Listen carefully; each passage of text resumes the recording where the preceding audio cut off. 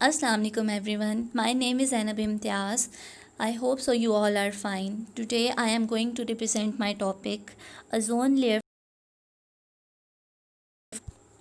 So let's move on to the slide. What is ozone? Ozone होती क्या है? ये ऑक्सीजन की एलोट्रोपिक फॉर्म होती है जो कि हाईली अनस्टेबल है और हाईली पॉइजनस गैस होती है जिसने हमारी अर्थ सरफेस के ऊपर एक लेयर बनाई हुई है। ये पॉइजनस गैस तो है लेकिन ये हमारे लिए हार्मफुल नहीं है क्योंकि एक तो ये सरफेस से बहुत ज़्यादा ऊपर है, ठीक है, और दूसरा ये कि ये सनलाइट से जितनी भी हार्मफुल रेडिएशंस आ रही हैं उनको एब्जॉर्ब कर लेती है। लिहाजा ओजोन जो है वो बहुत ज़्यादा नेसेसरी एलिमेंट है फॉर द एनवायरमेंटल प्रोटेक्शन।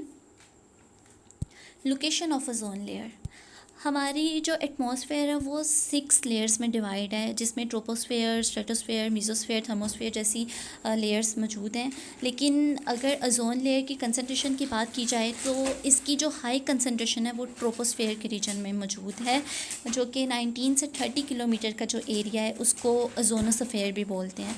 और ये ओजोनोस्फेयर जो है वो हमारी इन्वायरमेंट को बहुत ज़्यादा प्रोटेक्ट कर रही है। सनलाइट, सनलाइट हमारे पास 3 तरह की रेडिएशंस पर कंपोज्ड हैं जिसमें इंफ्रारेड रेडिएशंस आ जाती हैं, विजिबल लाइट आ जाती है, अल्ट्रावायलेट रेडिएशंस आ जाती हैं। इंफ्रारेड रेडिएशंस जो हैं वो हीट से लिंक्ड हैं, विजिबल लाइट जिसको हम देख सकते हैं, एंड अल्ट्रावायलेट रेडिएशंस जो अनविजिबल रीजन में मौजूद हैं। नीचे डिफरेंट कलर्स के बैंड्स शो किए गए हैं जो कि डिफरेंट रीजन्स की वेवलेंथ को भी शो कर रहे हैं। अल्ट्रावायलेट रेस, अल्ट्रावायलेट रेज़ क्या है हमारे पास, इनकी यूजली जो वेवलेंथ है वो शॉर्टर होती है विजिबल लाइट रीजन से। और अगर तो अल्ट्रावायलेट रेडिएशंस की जो एक्सपोजर है वो for a very short term हो रही है तो एज अ रिज़ल्ट हमारे पास विटामिन डी जनरेट हो रहा है। इसके साथ साथ यूवी रेडिएशन स्टीरिलाइजेशन में भी हेल्प कर रही हैं और पेस्ट्स को कंट्रोल करने में भी बहुत ज़्यादा हेल्पफुल हैं। लेकिन अगर इनका एक्सपोजर बहुत ज़्यादा हाई अमाउंट में हो रहा है अल्ट्रावायलेट रेडिएशंस का तो ये स्किन की डिजीज़ भी कॉज कर सकती हैं, स्किन कैंसर भी इफ़ेक्ट हमारे पास ये स्किन कैंसर को भी कॉज करती हैं। इसके अलावा अगर अल्ट्रावायलेट रेडिएशंस की टाइप्स की बात की जाए तो UV A, UV B and UV C 3 तरह की रेडिएशंस होती हैं। यूवी ए की बात की जाए तो ये हमारी आईसाइट को बहुत ज़्यादा इफ़ेक्ट करती है, रेटिना पे जाके इफ़ेक्ट करती है। यूवी बी की बात की जाए तो ये हमारी स्किन को बहुत ज़्यादा इफ़ेक्ट करती है जिसमें हमारे पास स्किन एलर्जीज़ आ जाती हैं, स्किन पे स्पॉट्स, डार्क स्पॉट्स बनना शुरू हो जाते हैं। यूवी सी की बात की जाए तो ये हमारी एटमॉस्फेयर की जो सरफेस है उसको ब्लॉक कर देती हैं जिसकी वजह से पोल्यूशन भी कॉज होती है।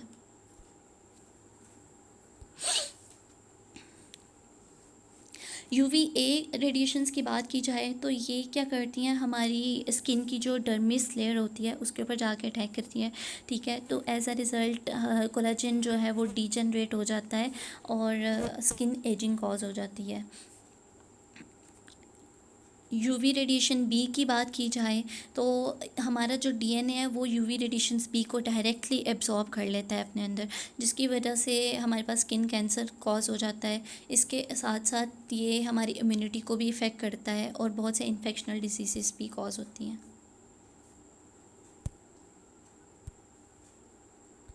फॉर्मेशन ऑफ ओजोन लेयर, ये 2 स्टेप्स पे कंपोज्ड है ओजोन लेयर। सबसे पहले क्या होता है कि जो सन से आने वाली अल्ट्रावायलेट रेडिएशंस जो होती हैं, इन अल्ट्रावायलेट रेडिएशंस की प्रेजेंस में ऑक्सीजन का जो मालिक्यूल है वो ब्रेक डाउन होता है। O2 ब्रेक डाउन होके 2 सिंगल ऑक्सीजन एटम्स में कन्वर्ट हो जाता है और उनमें से जो एक ऑक्सीजन का जो एटम है दोबारा से ऑक्सीजन के मालिक्यूल के साथ रिएक्ट करता है और O3 मालिक्यूल बन जाता है, O3 विच इज़ ओजोन।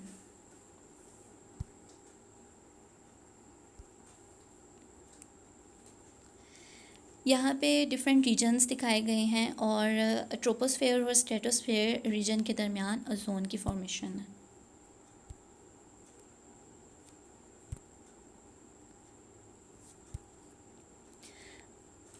सबसे ज़्यादा जो बात अभी परेशानी की है वो है ओज़ोन डिप्लीशन। आहिस्ता आहिस्ता बहुत से ऐसे मैन मेड पोल्यूटेंट्स भी उनकी इन्वेंशन हुई जिनकी वजह से ओज़ोन लेयर जो है वो डिप्लीट होती जा रही है और उसकी जो लेयर है वो थिन होती जा रही है। ओज़ोन होल, अगर हम बात करें ओज़ोन होल की तो ये सिर्फ़ एक होल नहीं है, बल्कि ये ओज़ोन की सरफेस के ऊपर बहुत ज़्यादा एरिया ऐसा है जो कि डैमेज हो चुका है, इसको कहते हैं ozone whole.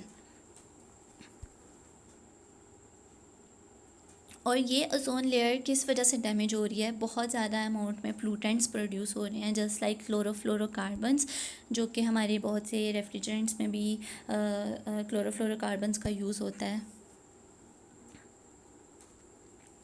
Mechanism of ozone depletion,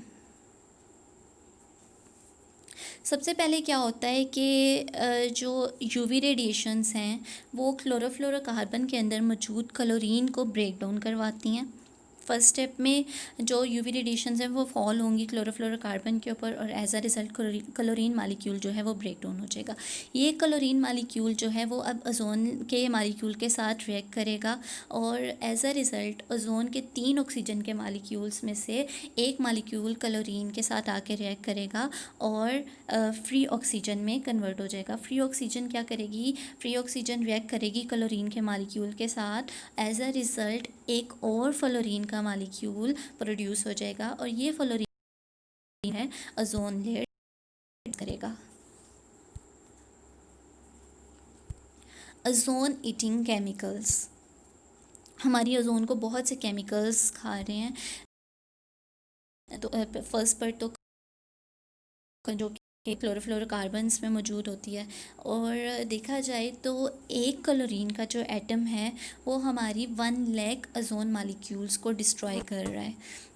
ना सिर्फ क्लोरोफ्लोरोकार्बन्स बल्कि बहुत से और भी इस तरह के केमिकल्स हैं जो हमारी ओज़ोन लेयर को इफ़ेक्ट कर रहे हैं।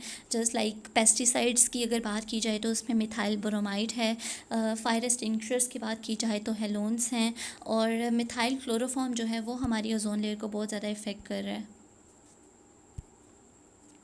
ओज़ोन डिप्लेशंस के इफ़ेक्ट की बात की जाए तो ओज़ोन डिप्लेशन का यही मतलब है कि बहुत ज़्यादा हाई अमाउंट में यूवी रेडिएशंस जो हैं वो हमारी सरफेस को इफ़ेक्ट कर रही हैं। अगर तो ओज़ोन डिप्लेशन 10% है तो इसका मतलब ये है कि हमारा जो स्किन कैंसर है वो 30% जा रहा है। 10% increase in ozone depletion cause 30% skin cancer. और ये सिर्फ स्किन कैंसर ही नहीं कॉज करे बल्कि ये एनिमल्स की लाइफ पे बहुत ज़्यादा इफ़ेक्ट कर रहे हैं। मेरीन लाइफ, एक्वेटिक लाइफ बहुत ज़्यादा हमारी इफ़ेक्ट हो रही है।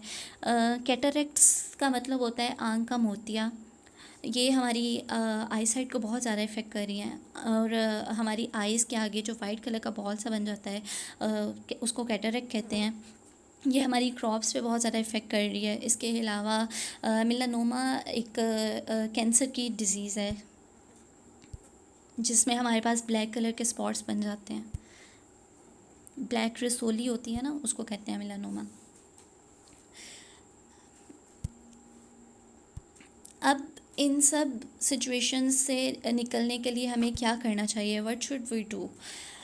तो इसमें सबसे ज़्यादा तो यही है कि हम, ये ज़ाहिर सी बात है, क्लोरोफ्लोरोकार्बन्स और इस तरह के जो पोल्यूटेंट्स हैं वो मैन मेड की जो चीज़ें हैं उनकी वजह से ही ज़्यादा से ज़्यादा प्रोड्यूस होते हैं। तो हमें चाहिए कि हम सबसे ज़्यादा जो अपनी ट्रांसपोर्टेशन नेटवर्क है उसको लिमिटेड कर दें। हम लोग रीन्यूएबल इंजन्स का यूज़ करें जिसके अंदर हम ज़्यादा से ज़्यादा रीयूज़ करें चीज़ों हो जाए और कम से कम पोल्यूटेंट्स में प्रोड्यूस हों जिसकी वजह से हमारी एयर पोल्यूशन भी कम होगी। इसके अलावा हम अपनी डिफ़ॉरेस्टेशन जो हो रही है बहुत ज़्यादा, इसको रोक दें तो काफ़ी हद तक हमारी इन्वायरमेंट क्लीन हो जाएगी और इससे हमारी जो ग्लोबल वार्मिंग है वो भी बहुत कम हो जाएगी। जैसे जैसे डिफ़ॉरेस्टेशन होती जा रही है ग्लोबल वार्मिंग भी बहुत ज़्यादा होती जा रही है और ये भी एक बहुत बड़ा कॉज़ है ओज़ोन डिप्लीशन का। हम इसके अलावा हम पेस्टिसाइड्स को कम से कम यूज़ करें, फर्टिलाइज़र्स को कम से कम यूज़ करें, और क्लोरोफ्लोरोकार्बन्स को हम अगर इनका यूज़ अपनी लाइफ में बहुत कम कर दें तो ओज़ोन डिप्लीशन होने से बच सकती है।